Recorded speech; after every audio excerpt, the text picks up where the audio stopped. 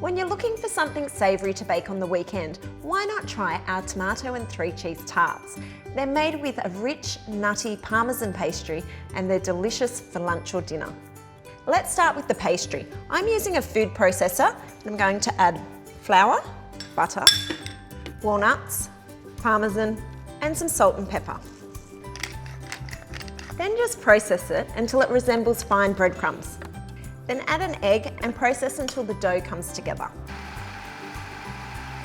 Bring the dough together and then just shape it into a disc. Then wrap it up and pop it in the fridge for 30 minutes.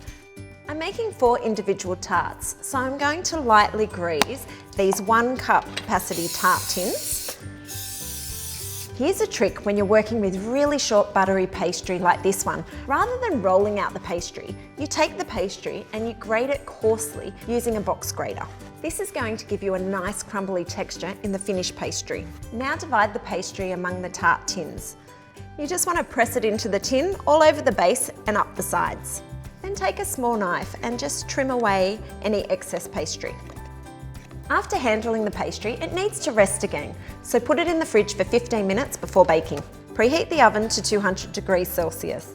Next step is to blind bake the pastry.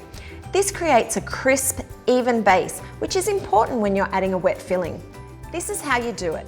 Line the tarts with some baking paper and fill with pastry weights, or rice, or some dried beans. Pop in the oven and bake for 10 minutes. Remove the paper and weights, and then pop back in the oven for 5 minutes. The filling needs to be cooked at a lower temperature, so reduce the oven to 180 degrees. I've sliced some tomatoes and I'm going to pat them dry with some paper towel so that they won't add too much moisture to the filling.